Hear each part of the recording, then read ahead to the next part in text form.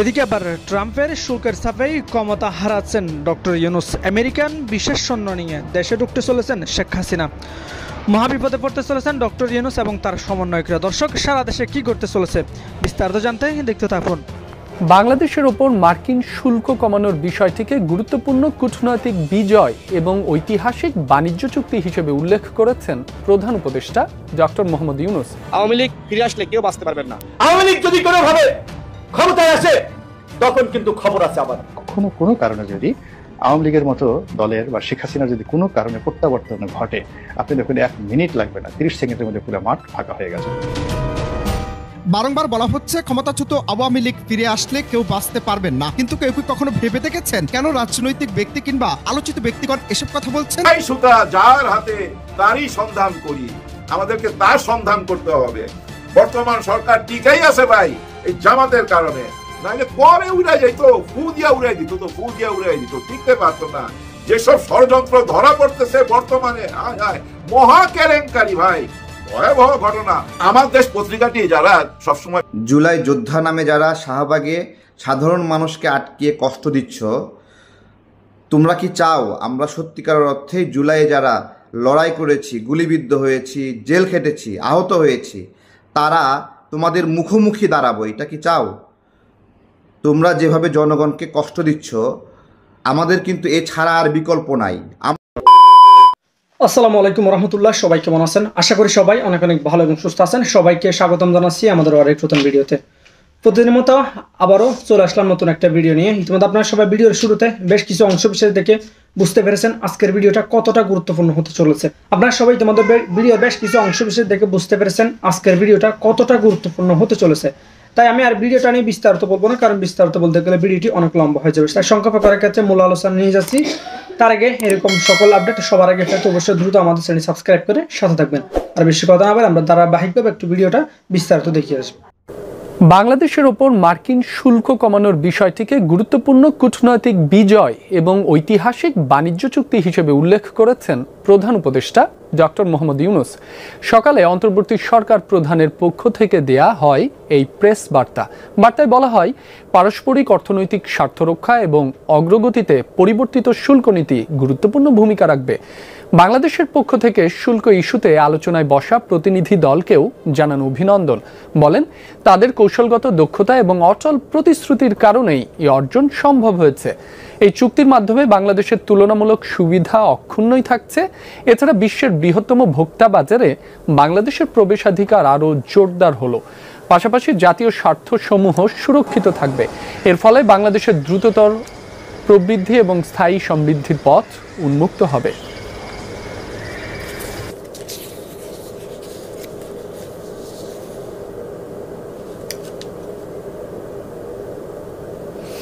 পরিবর্তিত মার্কিন শুল্কারোপ ইস্যুতে কথা বলতে আমাদের সাথে যুক্ত হচ্ছেন পলিসি এক্সচেঞ্জ বাংলাদেশের chairman doctor M Masrur Riaz. জনাব মাসরুর রিয়াজ, আপনাকে স্বাগতম।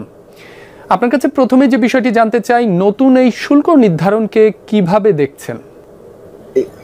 ধন্যবাদ। এটা আমি কালকে মানে আমাদের যে নতুন সংবাদটা আসলো যে বাংলাদেশের উপর রেসিপ্রোকাল ট্যারিফ 35% থেকে 20%-এ নেমে এসছে, এটা আমি মনে করি একটা চমৎকার news. It's a relief for বাংলাদেশের এক্সপোর্ট, বাংলাদেশের অর্থনীতি।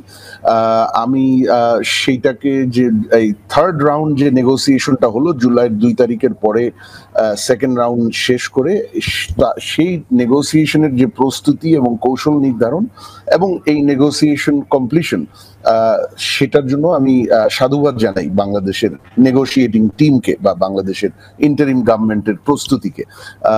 কারণ আমরা প্রথমে এপ্রিল মাসে যখন 37% আসলো, 2 মাস 2.5 মাস আলোচনার পরে জুলাইয়ের প্রথম সপ্তাহে এটা যখন মাত্র 2%-এ নেমে 35%-এ আসলো, তখন আসলে আমরা সবাই খুব উৎকণ্ঠিত হয়ে পড়েছিলাম। কারণ আমেরিকা বাংলাদেশের সিঙ্গেল লার্জেস্ট কান্ট্রি ডেস্টিনেশন আমাদের এক্সপোর্টের, এবং আমাদের অর্থনীতি একটা রপ্তানি নির্ভর অর্থনীতি। এমপ্লয়মেন্ট, আমাদের এক্সপোর্ট, ম্যাক্রো ইকোনমিক স্টেবিলিটি সবকিছুর জন্য গুরুত্বপূর্ণ। এবং এই আমেরিকান মার্কেটে আমাদের প্রায় 90% এক্সপোর্ট হলো রেডিমেড গার্মেন্টস, পার্টিকুলারলি ওভেন, এবং সেইখানে যদি আমরা 35% শুল্ক বা 30% অন টপ অফ যে খাত ভিত্তিক 15-16% আগে থেকেই ছিল, সেটা যদি হতো আমাদের মার্কেটটা একটা গ্রোথ মার্কেট, সেটা ক্ষতিগ্রস্ত হতো। তো সেখানে 20%-এ নেমে এসছে। তো আমি প্রথমেই এটার জন্য সাধুবাদ জানাই নেগোশিয়েটিং টিমকে, তাদের প্রিপারেশন এবং সাকসেসফুল নেগোসিয়েশনের জন্য। আর এইটা আমাদের জন্য পার্টিকুলারলি স্বস্তিকর যে এটা আসলে 20 হয়েছে, 25 হতে পারতো বা 15 হতে পারতো। তার চেয়ে গুরুত্বপূর্ণ হলো আমাদের যারা ডিরেক্ট কম্পিটিটর, আমাদের যে প্রোডাক্টগুলো আমরা পাঠাই, যেটা বললাম 90% রেডিমেড গার্মেন্টস অ্যান্ড অ্যাপারেলস, আমাদের মোস্ট ইম্পর্টেন্ট কম্পিটিটর ওই মার্কেটে কিন্তু Vietnam, potential direct competitor India, এবং তার সাথে মাসুদ রিয়াজ, আপনি কম্পিটিটরের কথা বলছিলেন, সে বিষয়ে আরো একটি বিষয় জানতে চাই। ভারত 25% আর ভিয়েতনাম 20%। প্রতিযোগিতামূলক পোশাক খাতের বাজারে বাংলাদেশ কতটা সুবিধা লাভ করবে এর ফলে? সেই জায়গাটাই আমি কথা বলছিলাম যে আমার 20% হয়েছে 35 থেকে নেমে, এটা একটা সাকসেস। কিন্তু আমি মনে করি এই অন্যান্য আমাদের যারা ডিরেক্ট কম্পিটিটর রেডিমেড গার্মেন্টস এর ক্ষেত্রে বা প্রধানতম রপ্তানি পণ্য আমেরিকার বাজারে, তার কনটেক্সটে তারা যেটা পেয়েছে, সেই কনটেক্সটে আমার মনে হয় আমরা খুব সুবিধাজনক একটা জায়গায় চলে এসেছি। কারণ আমাদের চায়নাকে অনেকে আমাদের কম্পিটিটর মনে করে, কিন্তু আসলে China too big, too strong. আর একটা হলো বাংলাদেশের যে লো ভ্যালু প্রোডাক্ট, সেখানের থেকে চায়না বেরিয়ে যাচ্ছে, সেই জন্য তারা আমাদের ডিরেক্ট কম্পিটিটর না। আমাদের কম্পিটিটর ভিয়েতনাম, আমাদের কম্পিটিটর ইন্ডিয়া, যারা ইন্ডিয়া কিন্তু তাদের ক্যাপাসিটি এই মুহূর্তে বাংলাদেশের চেয়ে কম হলেও প্রতিনিয়ত বাড়িয়ে চলছে। আর ডেনিমের ক্ষেত্রে পাকিস্তান। তো আপনি দেখেছেন যে ইন্ডিয়ার ক্ষেত্রে এটা 25%, ভিয়েতনামে 20%, পাকিস্তান আমাদের চেয়ে কম হলেও অনলি 1% কম।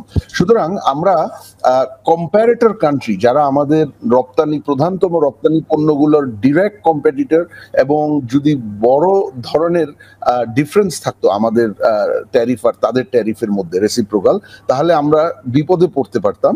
সেই জায়গাটায় আমার মনে হয় আমরা একটা খুব ভালো আউটকাম পেয়েছি, কারণ ভিয়েতনাম আমাদের সমান সমান, ইন্ডিয়া আমাদের চেয়ে বেশি, আর পাকিস্তান ডেনিমের ক্ষেত্রে যদি ধরি 19%। ইভেন ছোট্ট একটা কম্পিটিটর আছে, যদিও বাংলাদেশের সমান ক্যাপাসিটি নাই, ক্যাম্বোডিয়া, তারাও কিন্তু 19%। সুতরাং আমি বলবো দুই দিক থেকেই, যে একটা হলো হারটা 35 থেকে 20-এ এসেছে, এটা একটা বড় সাকসেস। আর দ্বিতীয়ত আমাদের কম্পিটিটর যারা আছে, পার্টিকুলারলি আমাদের যে প্রোডাক্ট, সেই প্রোডাক্ট কম্পিটিশন যাদের থেকে আসে বা আসতে পারতো, তারা আমাদের তুলনায় খুব বেশি সুবিধাজনক জায়গায় নেই, বরঞ্চ ভারত আমাদের তুলনায় অসুবিধাজনক জায়গাতেই আছে। এটা আমাদের প্রতিযোগিতার সক্ষমতাটাকে ধরে রাখবে, এবং vis a vis India as a potential RMG competitor এটা আরো বাড়িয়ে তুলবে। জি জনাব মাসুদ রিয়াজ, আপনাকে অসংখ্য ধন্যবাদ আপনাকে আমাদের সময় দেওয়ার জন্য। আওয়ামী লীগ ফিরে আসলে কেউ বাঁচতে পারবেন না। আওয়ামী লীগ যদি কোনোভাবে ক্ষমতায় আসে, তখন কিন্তু খবর আছে আবার। কোনো কারণে যদি আওয়ামী লীগের মতো দলের বা শেখ হাসিনার যদি কোনো কারণে প্রত্যাবর্তন ঘটে, আপনি দেখুন 1 মিনিট লাগবে না, 30 সেকেন্ডের মধ্যে পুরো মাঠ ফাঁকা হয়ে গেছে। বারংবার বলা হচ্ছে ক্ষমতাচ্যুত আওয়ামী লীগ ফিরে আসলে কেউ বাঁচতে পারবেন না, কিন্তু কেউ কি কখনো ভেবে দেখেছেন কেন রাজনৈতিক ব্যক্তি কিংবা আলোচিত ব্যক্তিগণ এসব কথা বলছেন? এ কথা বলার পেছনে বেশ কারণ রয়েছে বলে অনেকেই মনে করছেন। এবার প্রশ্ন থাকা স্বাভাবিক, কি সেই কারণ? বেশ কয়েকদিন আগে গণ অধিকার পরিষদের সাধারণ সম্পাদক মোহাম্মদ রাশেদ খান বলেছিলেন, আওয়ামী লীগ ফিরে আসলে কেউ বাঁচতে পারবেন না, যারা বিপ্লবের নেতৃত্ব দিয়েছে তাদের ধরে তারা ফাঁসিতে ঝোলাবে। শুধু রাশেদ নয়, এই নিয়ে মুখ খুলেছেন অনেক গুরুত্বপূর্ণ ব্যক্তি। তাদের ভাষ্য মতে আওয়ামী লীগ এমন এক স্বৈরাচার রাজনৈতিক দল, তা আবার ফিরলে দেশের অবস্থা ভয়াবহ পর্যায়ে চলে যাবে। আজকে কোনোভাবেই যদি শেখ হাসিনার পুনরুত্থান ঘটে, অন্তর্বর্তীকালীন সরকারের হয়তো 2-1 লোক যদি ভিতরে যাদের সম্পর্ক রাখেন, সেটা বাদ দিয়ে ওই সরকারের তো কেউ রেহাই পাবেন না, আমরা কেউ রেহাই পাবো না। মনে রাখবেন, গণহত্যা ফিরে আসবে, আয়না ঘর ফিরে আসবে। আমরা যারা প্রতিবাদ করেছিলাম বাংলার হিটলারের বিপক্ষে, আমাদের জন্য নতুন নতুন বাংকার এবং আয়না ঘর করা হবে, এটা কাম্য ছিল না। আমরা তো আগেই ভালো ছিলাম। যারা 32 নম্বরে বুলডোজার দিয়ে বলবার চেষ্টা করছেন, এটা মেনে নেওয়া যায় না। তারা জাতিসংঘের 114 পৃষ্ঠার প্রতিবেদন মনোযোগ সহকারে প্যারায় প্যারায় লাইনে লাইনে পড়েন। এই হাসিনা কোন হাসিনা? এই হাসিনা কোন হিটলার? এই হাসিনা কোন রাজবংশের মুসলিনি হয়ে শান্ত হয়ে ফিরে এসেছিল। এটাই হচ্ছে জাতিসংঘের 2025 সালের প্রতিবেদন। শেখ হাসিনা এবং আওয়ামী লীগের আমলনামা এই 114 পৃষ্ঠার পরতে পরতে লেখা আছে। রাজনৈতিক ব্যক্তিরা বলছেন শেখ হাসিনা পালিয়ে গেছে, তবে ফ্যাসিবাদ এখনো পালায়নি। সরকারের সমস্ত সেক্টরে আওয়ামী লীগের দোসররা বসে রয়েছে। হাসিনা পালিয়ে গেলেও তার প্রেতাত্মারা বাংলাদেশে রয়ে গেছে। যতক্ষণ না নির্মূল হচ্ছে ততক্ষণ লড়াই চালিয়ে যেতে হবে। বিশ্লেষকরা বলছেন একটি অধ্যায় কেবল শেষ হয়েছে, হাসিনার পতন। এখন অব্দি নতুন বাংলাদেশ বিনির্মাণ করতে না পারা যায় তাহলে সামনে মহাবিপদ। ফ্যাসিজমকে আমরা ধ্বংস করি। হাসিনা পালিয়ে গেছে, কিন্তু ফ্যাসিবাদ কিন্তু পালিয়ে যায়নি। এখনো পর্যন্ত প্রশাসনে, পুলিশে, র্যাবে, বিজিবিতে, সরকারের সমস্ত সেক্টরে, প্রশাসনের সব জায়গায় কিন্তু এখনো পর্যন্ত আওয়ামী লীগ বসে রয়েছে। সুতরাং শুধুমাত্র যদি আপনারা সন্তুষ্ট হয়ে যান বা আত্মতৃপ্তির আপনারা ঢেকুর গেলেন যে হাসিনা তো ভারতে পালিয়ে গেছে, হাসিনা রেজিম শেষ, না। হাসিনা পালিয়ে গেলেও হাসিনার প্রেতাত্মারা এখনো পর্যন্ত বাংলাদেশে রয়েছে। যতক্ষণ না তারা নির্মূল হচ্ছে আমাদের সংগ্রাম জারি রাখতে হবে। তাহলে কি আমরা দুদিন পর পরে রাজপথে নেমে তাদের মোকাবেলা করব? রক্তের গঙ্গা বয়ে যাবে, রক্তের হোলি খেলা শুরু হবে, আর আপনারা উপদেষ্টা হয়ে সেখানে বসে বসে সেগুলোকে উপভোগ করবেন? আমাদের গোয়েন্দা সংস্থার যে মশাইরা আছেন, এনএসআই এর মশাইরা, এসপির মশাইরা, ডিজিএফআই এর মশাইরা, আপনারা কি করছেন? আপনারা কি নাকে তেল দিয়ে ঘুমাচ্ছেন? আপনারা কি মশা মারছেন না ঘাস কাটতেছেন? সরকারের উপদেষ্টা, মাননীয় উপদেষ্টাদের প্রতি আহ্বান জানাবো যে এই ব্যর্থতা কিন্তু আপনাদের, আপনারা কিন্তু প্রকারান্তে দেশ চালাতে ব্যর্থ হচ্ছেন। আজকে কোনোভাবেই যদি শেখ হাসিনার পুনরুত্থান ঘটে, অন্তর্বর্তীকালীন সরকারের হয়তো 2-1 লোক যদি ভিতরে যাদের সম্পর্ক রাখেন সেটা বাদ দিয়ে ওই সরকারের তো কেউ রেহাই পাবেন না, আমরা কেউ রেহাই পাবো না। ইতিমধ্যেই আওয়ামী লীগের লোকেরা হত্যার মতো জঘন্য কাজ করেছে। গোপালগঞ্জে, নরসিংদীতে বিএনপির 2জন ছেলেকে হত্যা করা হয়েছে এই কয়েকদিনের, মানে তার পতনের পরপর। এবং এটার পিছনে স্বয়ং বাইরে থেকে যে দেশে আশ্রয় নিয়েছেন শেখ হাসিনা, সেখান থেকে তার নির্দেশনাগুলো আমরা প্রতিনিয়ত সেটা আমরা ভাইরাল আমরা দেখতে পাচ্ছি। যদিও আওয়ামী লীগ ফ্যাসিস্ট দল, ফলে তাদের আর রাজনীতিতে ফিরতে দেওয়া হবে না বলে মন্তব্য করেছেন তথ্য সম্প্রচার উপদেষ্টা নাহিদ ইসলাম। তিনি বলেছেন এখন বিতর্ক হচ্ছে আওয়ামী লীগ রাজনীতি করতে পারবে কিনা। আপনারা আওয়ামী লীগকে ফ্যাসিস্ট রাজনৈতিক দল বলছেন, তখন প্রশ্ন আসে ফ্যাসিস্ট রাজনৈতিক দল গণতান্ত্রিক কাঠামোতে কিভাবে রাজনীতি করতে পারে? সুতরাং আওয়ামী লীগ রাজনীতিতে ফিরতে পারবে না। এই মুহূর্তে শুধু রাজনৈতিক ব্যক্তি নয়, বরং অনেক বিশ্লেষকও মনে করছেন দেশের রাজনীতিতে শুধু কোনোভাবে যদি আওয়ামী লীগ ফিরতে পারে তাহলে একদিকে যেমন হবে অস্থিতিশীল পরিবেশ, সেই সাথে দেশ জুড়ে চলতে পারে গণহত্যাকাণ্ড। যার কারণে শুধু রাজনৈতিক দল নয়, বরং সাধারণ মানুষও চায় না যে স্বৈরাচার দেশ থেকে বিতাড়িত হয়েছে কোনোভাবেই আর সেই স্বৈরাচার এই দেশে ফিরে আসুক। অনন্ত হাসান মাসুদ, বাংলা টিভি, ঢাকা। জুলাই যোদ্ধা নামে যারা শাহবাগে সাধারণ মানুষকে আটকিয়ে কষ্ট দিচ্ছ, তোমরা কি চাও আমরা সত্যিকার অর্থে জুলাইয়ে যারা লড়াই করেছি, গুলিবিদ্ধ হয়েছি, জেল খেটেছি, আহত হয়েছি, তারা তোমাদের মুখোমুখি দাঁড়াবো? এটা কি চাও? তোমরা যেভাবে জনগণকে কষ্ট দিচ্ছ, আমাদের কিন্তু এ ছাড়া আর বিকল্প নাই। আমরা কিন্তু তোমাদের এই জুলাইয়ে যুদ্ধ করছো না কি করছো, আমরা কিন্তু যাই পরীক্ষা করা শুরু করে দেব, চেক করা শুরু করে দেব যে কত বড় হ্যাডামওয়ালা তুমি জুলাই যুদ্ধ করছো। মানুষকে এভাবে কষ্ট দিচ্ছ, আর কেউ জিজ্ঞাসা করলে বলছো যে আওয়ামী লীগের দোসর। হ্যাঁ, এইভাবে তো আগে বলতো যে রাজাকারের দোসর, জামাত শিবিরের দোসর, বিএনপি জামাতের ইন্ধন, এগুলো তো আগে বলতো। এখন তুমি বিশাল বড় জুলাই যোদ্ধা হয়ে গেছো। শাহবাগ অবরোধ কইরা তুমি বলতেছো যে সাধারণ মানুষকে আওয়ামী লীগের দোসর। সাধারণ মানুষ আওয়ামী লীগকে এখান থেকে বিতাড়িত করেছিল ঐক্যবদ্ধভাবে। সাধারণ মানুষের অংশগ্রহণ ছাড়া এটা হয় নাই। আজকে সেই সাধারণ মানুষকে শুনতে হবে আওয়ামী লীগের দোসর। তোমরা তোমাদের দাবি আদায় যারা করছে না তাদের কাছে যাও। সাধারণ মানুষ তোমাকে জুলাই সনদ দেবে? সাধারণ মানুষ জুলাই ঘোষণাপত্র দেবে? তাদেরকে কেন কষ্ট দিচ্ছ? অ্যাম্বুলেন্স কেন আটকায় রাখছো? রুগীদের কেন আটকায় রাখছো? রুগীর স্বজনদের আটকায় রাখছো? রুগীর স্বজন, হাসপাতাল সব বাদ, সাধারণ মানুষকেই আটকায় রাখার অধিকার তোমাদেরকে কে দিয়েছে? আমরা কিন্তু সত্যিকারের জুলাই যোদ্ধা যারা, আমরা কিন্তু আমাদের লড়াই, আমরা চুপ আছি এখন। আমরা কোনো হাউ করছি না, কোনো লোভে পা দিচ্ছি না। হ্যাঁ, কিন্তু তোমরা যদি এরকম মব সৃষ্টি করতে থাকো, হ্যাঁ, আমরা কিন্তু যাচাই বাছাই শুরু করে দেবো যে তোমাদের কয়জন কোন জায়গায় যুদ্ধ করছো, কোন জায়গায় লড়াই করছো। ঠিক আছে? আমরা কিন্তু এপিসিতে উঠায় পালানো লোক না, কিন্তু এটা মনে রাখবা। এপিসির ভিতরে ঢুকে পালাইছি এরকম না, আমরা এপিসির উপরে দাঁড়ায় আন্দোলন করা মানুষ, এপিসি দখল করে আন্দোলন করা মানুষ আমরা। সো আমরা যেদিন তোমাদের চেক করা শুরু করব, পালানোর পথ পাইবে না। আর একদিন যদি সাধারণ মানুষকে এভাবে কষ্ট দেওয়া হয়েছে শাহবাগে, যে রুগীদের কষ্ট দিচ্ছ, আমরা কিন্তু মুখোমুখি দাঁড়ায় যাবো। আল্লাহর কসম করে বলতেছি, সাধারণ মানুষকে কষ্ট দিলে আমরা মুখোমুখি দাঁড়ায় যাবো। মনে রাখবা তোমরা, জুলাই নিয়ে মায়া কান্না করো না, মায়ের চেয়ে মাসির দরদ বেশি না। লড়াই কি আমরা তা দেখিয়েছি এবং আমরা জানি, দেশের মানুষ জানে। জুলাই সনদ, জুলাই ঘোষণাপত্র, এগুলোর জন্য রাস্তা আটকায়ে মানুষকে কষ্ট দেবা, যে দিচ্ছে না তার কাছে যাও, তার কাছে সব ক্ষমতা দেওয়া আছে, তার কাছে যাও। সেখানে না গিয়া এখানে সাধারণ মানুষকে কষ্ট দিবা। আজকে এই জুলাইকে ব্যবহার করে করে যারা এই মব সৃষ্টি করছো, লুটপাট করছো, চাঁদাবাজি করছো, মানুষের বাসায় গিয়ে চাঁদাবাজি করছো, আমাদের এই জুলাইকে যদি কলঙ্কিত করে থাকে কেউ, তাহলে এই তারাই করছো। আমরা দুটো কথা বললাম না আজকে, হুমকি দিলাম, এতে জুলাই আর অসম্মান হবে না। আমরা তোমাদেরকে প্রতিরোধ করব যদি তোমরা এই পথ থেকে সরে না আসো। আমরা থ্রেট করছি, এটা নর্মাল বিষয় না। সুতা যার হাতে তারই সন্ধান করি, আমাদেরকে তার সন্ধান করতে হবে। বর্তমান সরকার টিকাই আছে ভাই এই জামাতের কারণে, নাইলে কবে উড়ে যাইতো, ফু দিয়া উড়াই দিত, টিকতে পারতো না। যেসব ষড়যন্ত্র ধরা পড়তেছে বর্তমানে, মহা কেলেঙ্কারি ভাই, ভয়াবহ ঘটনা। আমার দেশ পত্রিকাটি যারা সবসময় ফলো করেন বা ওনাদের অনলাইনে খোঁজ খবর রাখেন, তারা নিশ্চয়ই জেনে গেছেন কত বড় একটা ষড়যন্ত্র ফাঁস হলো। এই ষড়যন্ত্র তো বুঝছেন, ওয়াকার সাহেবকেও প্রশ্নবিদ্ধ করবে। এই ষড়যন্ত্রটা বুঝছেন, আমাদের সেনা প্রধান জনাব ওয়াকার সাহেবকেও প্রশ্নবিদ্ধ করবে। গোপন একটা ষড়যন্ত্র ভাই, ভয়াবহ। এই যে পুলিশ একটা সতর্কবাণী দিল না আমাদেরকে, যে 10-12 দিন খুব হুঁশিয়ার থাকতে হবে, এর পিছনে কারণ কি জানেন? রাজধানীর একটি কনভেনশন হল ভাড়া কইরা ওইখানে প্রশিক্ষণ চলতেছে বাংলাদেশ সরকারকে কিভাবে ফেলা যায়।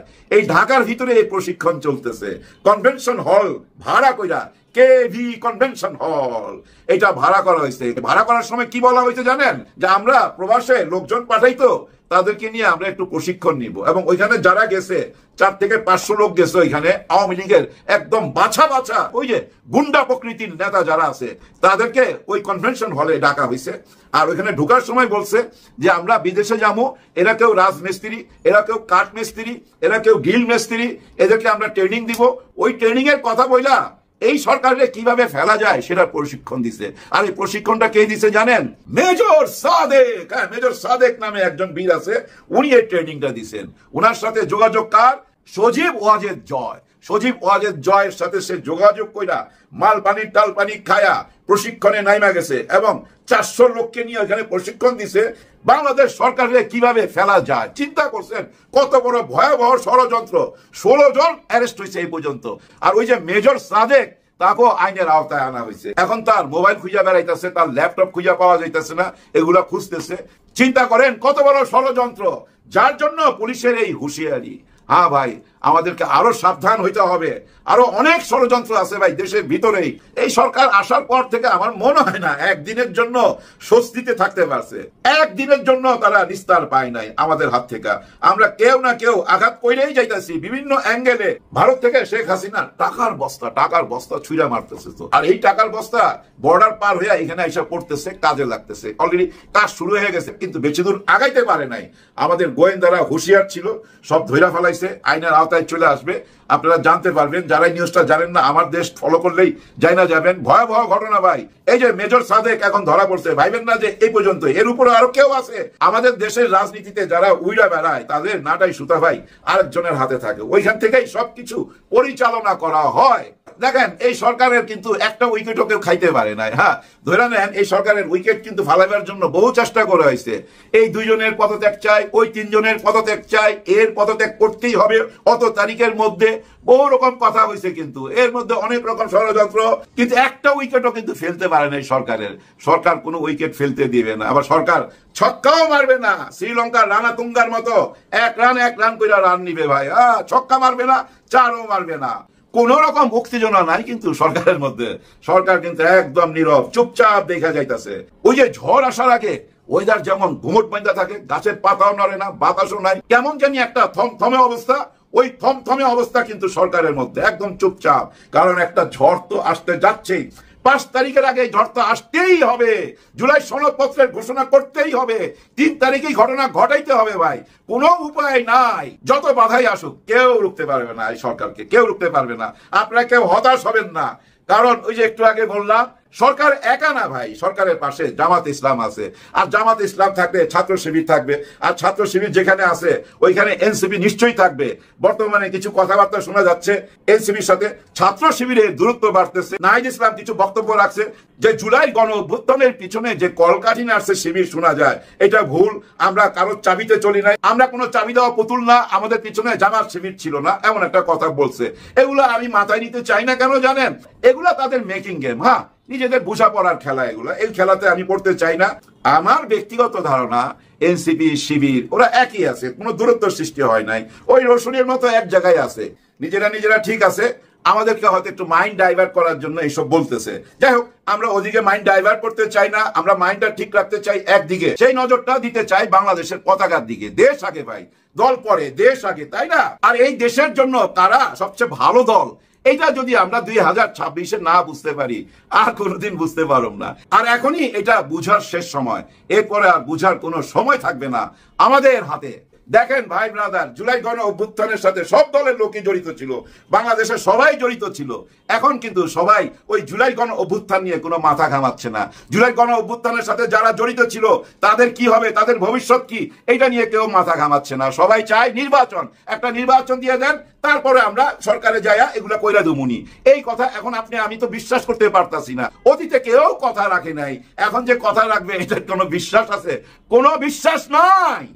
কারণ জামাত শিবির রাজাকার, এই মুহূর্তে বাংলা ছাড়, এই যে একটা স্লোগান, এই স্লোগানে সব শেষ করে দিয়েছে। দর্শক, ভিডিওটা দেখে আপনাদের কেমন লেগেছে অবশ্যই বিষয়টা নিয়ে আপনার মতামত দ্রুত কমেন্টে জানিয়ে ফেলুন। এখানে আমাদের ব্যক্তিগত কোনো মতামত নেই, আমরা সামাজিক যোগাযোগ মাধ্যম থেকে ভিডিওগুলো সংগ্রহ করে আপনাদের মাঝে বিস্তারিত তুলে ধরার চেষ্টা করি। বাকিটা বিষয়টা আপনাদের মতামত কমেন্টে জানাবেন। এখানে আমাদের ব্যক্তিগত কোনো মতামত নাই। ধন্যবাদ সবাইকে এতক্ষণ সাথে থাকার জন্য, ভিডিওটি শেষ পর্যন্ত দেখার জন্য। ভালো থাকবেন, সুস্থ থাকবেন, দেখাবো না কোনো ভিডিওতে। আল্লাহ হাফেজ।